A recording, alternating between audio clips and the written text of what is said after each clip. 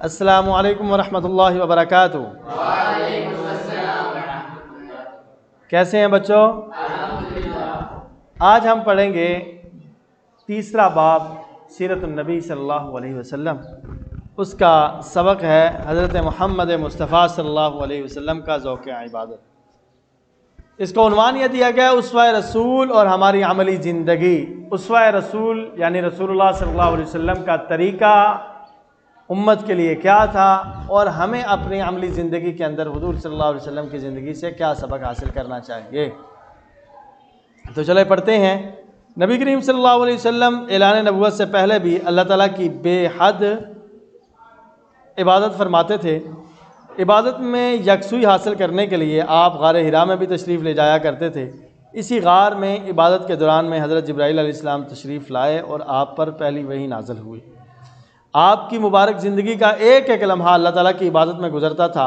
آپ ہر وقت اللہ تعالیٰ کے ذکر میں مشغول رہتے تھے، نمازوں کا خاص اہتمام فرماتے تھے، قرآن مجید کی تلاوت سے آپ کو خاص شغف تھا۔ آپ فرض روزوں کے ساتھ ساتھ نفلی روزے بھی رکھتے تھے۔ ذوق عبادت، نماز اور کثرت عبادت کی وجہ سے رسول اللہ صلی اللہ علیہ وسلم کے پاؤں مبارک میں ورم آ جاتے۔ آپ سے عرض کیا گیا کہ آپ اتنی تکلیف برداشت کرتے ہیں حالانکہ آپ گناہوں سے پاک ہیں۔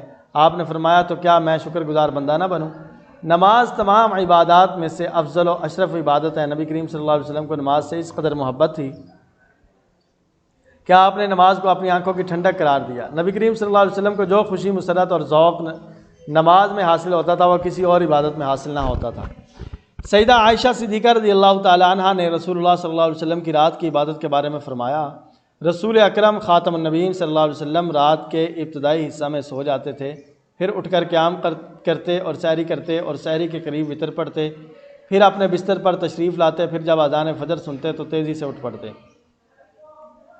حضرت عائشہ صدیقہ فرماتی ہیں کہ جب رمضان المبارک کا آخری عشرہ آتا تو حضور اکرم صلی اللہ علیہ وسلم عبادت کے لیے خود بھی کمر بستہ ہو جاتے اور اپنے گھر والوں کو بھی عبادت کے لیے جگاتے تھے۔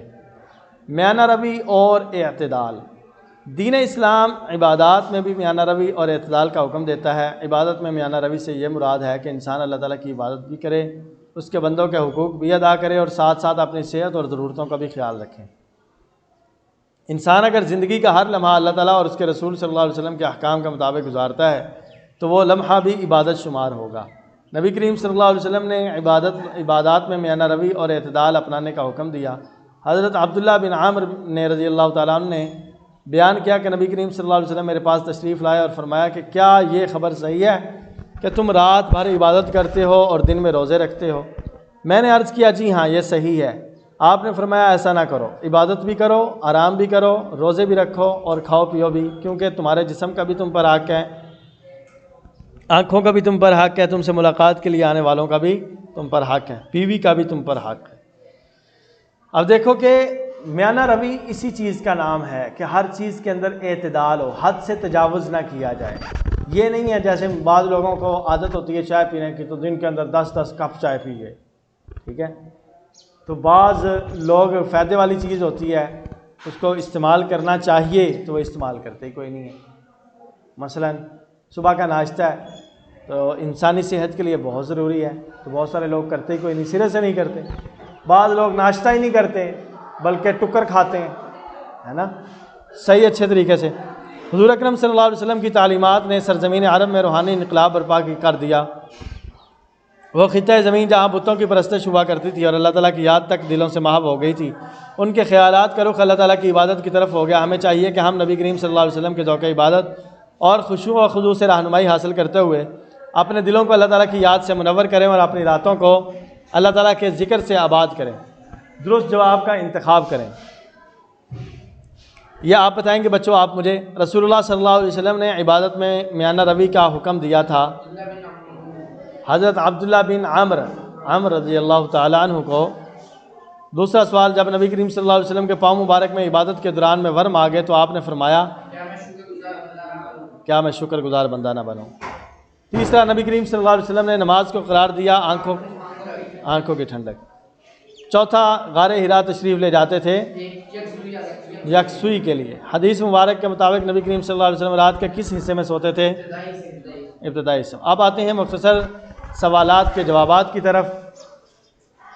اعلان نبوت سے پہلے نبی کریم صلی اللہ علیہ وسلم کی عبادت گزاری کا کیا عالم تھا؟ تو اعلان نبوت سے پہلے نبی کریم صلی اللہ علیہ وسلم اعلان نبوت سے پہلے بھی اللہ کی بہت عبادت فرماتے، یہاں سے لے کر تشریف لے جایا کرتے تھے۔ دوسرا سوال ہے کہ نبی کریم صلی اللہ علیہ وسلم عبادت کا کس قدر اہتمام فرماتے تھے؟ تو اس کا آنسر بھی اسی پیرا کے اندر ہے، نمازوں کا خاص اہتمام فرماتے سے لے کر بھی رکھتے، نفلی روزے بھی رکھتے تھے۔ تیسرا سوال ہے حضرت عائشہ نے نبی کریم صلی اللہ علیہ وسلم کی رات کی عبادت کا کیا معمول بیان فرمایا ہے؟ تو اس کا جواب یہ ہے، پیج نمبر 42 پہ سیدہ عائشہ صدیقہ نے یہاں سے لے کر اذان فجر سنتے تو تیزی سے اٹھ پڑتے۔ چوتھا سوال ہے عبادات میں اعتدال اور میانہ روی سے کیا مراد ہے؟ تو اس کا جواب یہ ہے، دین اسلام عبادات میں بھی میانہ روی اور اعتدال کا حکم دیتا ہے سے لے کر تو وہ لمحہ بھی عبادت شمار ہوگا یہاں تک۔ پانچواں سوال ہے نبی کریم صلی اللہ علیہ وسلم نے عبادت میں میانہ روی کے بارے میں حضرت عبداللہ بن عمر کو کیا نصیحت کی؟ تو اس کا آنسر یہ پورا پیراگراف ہے، نبی کریم صلی اللہ علیہ وسلم نے عبادات میں میانہ روی اور اعتدال اپنانے کا حکم دیا، بیوی کا بھی تم پر حق ہے، یہاں تک۔ اب آتے ہیں تفصیلی سوال کی طرف۔ پہلا تفصیلی سوال ہے نبی کریم صلی اللہ علیہ وسلم کے ذوق عبادت اور خشوع و خضوع پر روشنی ڈالیں۔ ذوق عبادت اور خشوع و خضوع یہ دیکھ لیں۔ دوسرا یہ ہے دین اسلام نے عبادات میں میانہ روی، تو دوسرے کا آنسر تو ابھی آپ نے ٹاپک جو پورا پڑھا ہے میانہ روی والا، یہ پورا ٹاپک اس کا آنسر ہے۔ اور پہلے سوال کا جواب خشوع خضوع والے کا شروع سے لے کر جہاں تک عبادت کے لیے جگاتے تھے، اپنے گھر والوں کو بھی عبادت کے لیے جگاتے تھے، یہاں تک۔ امید کرتا ہوں آپ کو یہ ویڈیو اچھی لگی ہوگی، اس کو لائک کریں، شیئر کریں اور ہمارے چینل کو ضرور سبسکرائب کریں۔ اللہ حافظ، السلام علیکم۔